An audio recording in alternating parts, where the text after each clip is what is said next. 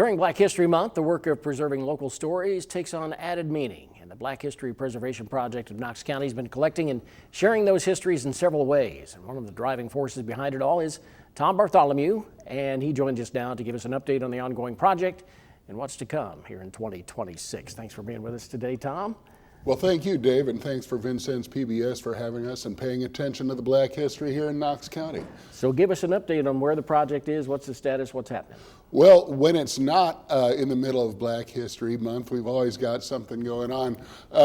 Probably right now our two biggest things happening would be involving exploring the Idaho neighborhood here in Vincennes, traditionally black neighborhood, which I'll talk to you about later.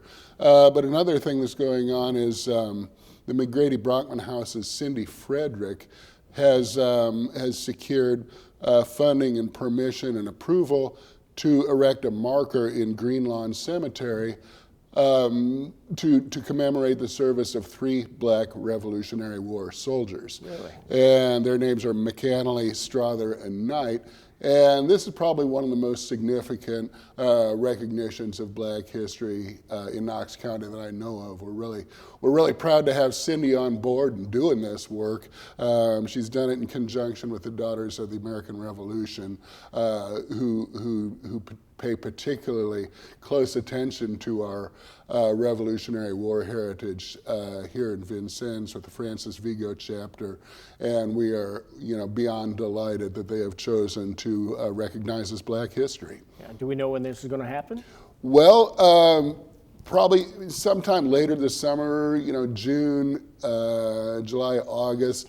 We're in the process, or she's in the process of securing funding for the marker itself, which, we've reached out to a number of state historical organizations, and they've all showed a marked enthusiasm for the project. So, yeah, it'll be, later in the summer, I would say. Yeah. Well, celebrating America 250 and Vincennes 250, I mean, it hits right It's at perfect. home. Yeah, it's all, that history's always been there. So, we're kind of glad to have Vincennes 250 to help support this as well. Yeah. Anything else going on with 250 with the Black History Project? Always. Last Saturday we had Professor Tyson Sims speaking as part of the second Saturday speaker series at the Knox County Public Library. And Professor Sims spoke about Frederick Douglass. Frederick Douglass, as you probably already know, is an orator, author, and abolitionist, but he was also a newspaper man. Yeah. And his newspaper, the North Star, was one vehicle with which he delivered his message of abolition.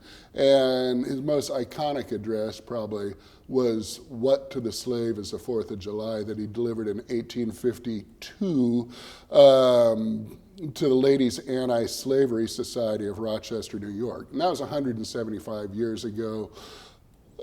Its relevance today is still significant and of great import. And that's what Professor Sims explored, basically, is how would Frederick Douglass' message fall on today's ears, in the 21st century. Questions you might ask is, have the black community or other marginalized communities gained the liberty that was promised in the Declaration of Independence or even the Constitution of the United States? And we talked about how Frederick Douglass might address what's going on in the country today and how that's playing out in politics today. It was very well intended, really engaging, and we're glad that the Vincennes 250 people were supportive of this, and hopefully it shows up on the America 250 stuff as well. All right. Let's move on into the discussion about Idaho. We've got some Lincoln P-Tech students involved in this, so tell us what's going on with that, and tell us about the Idaho neighborhood for people who don't know. All right. Let me start off with P-Tech. Okay. The Vincennes Lincoln High School P-Tech class, P-Tech stands for Pathways to Technology, has assisted the Black History Preservation Project in the past. Last year, just about a year ago, we were collecting oral histories from people who live in Idaho. And Idaho would have been what is known as a black neighborhood in Vincennes. It's probably where the greatest percentage of the black community lived. And that neighborhood, the center of it would have been, Seminary Street, Perry Street, maybe between 11th and 14th Streets. Okay. And so what we're going to do with the P-Tech class is research the locations and individuals who lived in the Idaho neighborhood.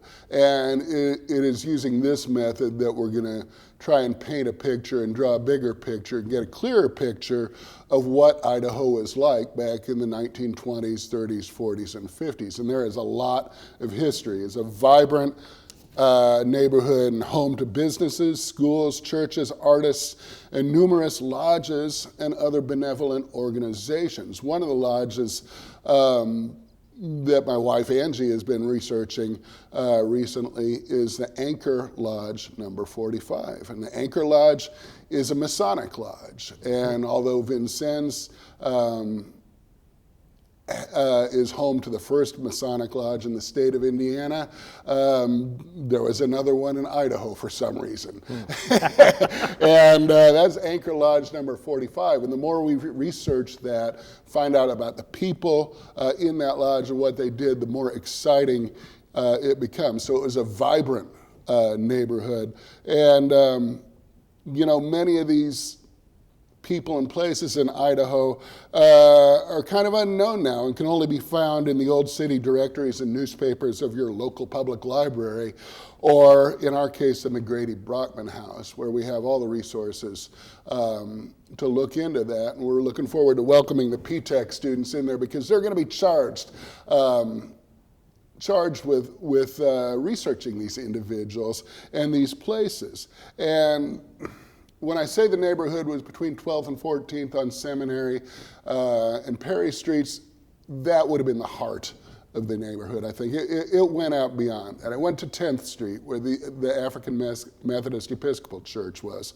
It went north of Hart Street, where the Freedmen's Bureau Colored School was. So it spread out a little beyond there. Yeah. But the neighborhood itself was vibrant and close-knit. As one resident from last year's oral history project described it, the neighborhood was pure magic. Really? And so we're looking forward to that. There's so much there. They're going to, whether they're researching Mamie Long or William Booker, where they're researching the Second Baptist Church or the Elite Club right down the street. There's so much interesting stuff there, and I'm sure they'll be engaged. We're just really happy to have Angela Baldwin bring her P-Tech class in and get some younger folks involved in this. Yeah, that's great. Believe it or not, we're just about out of time, so just, so just kind of elaborate on why this work continues to be important for Vincennes, not just historically, but for adults and kids alike. For adults and kids alike, it's really so important to realize that Black history is everybody's history. Black history is Vincennes history. Black history is U.S. history. And if you want a complete picture, you've really got to be ready to look at everything because it's all interconnected. Yeah. Has some of this history been hidden for some reason, or it's just forgotten? Just forgotten. I think, the way history curriculums and historical, locations were set up, it just didn't really recognize Black history. Everything was taught in the terms of white people, William Harrison, Henry Harrison, George Rogers Clark. Well, there's Black history associated with both those individuals. Yeah. And to know the rest of the story is to know the whole story. And, it's constantly evolving. And knowing the whole story really makes everyone's life a much richer life to live. Certainly does. So we appreciate you being here. Tom Bartholomew, the facilitator for the Black History Preservation Project of Knox County. We will continue to follow the work of that project and be sure and watch for updates on all of our platforms.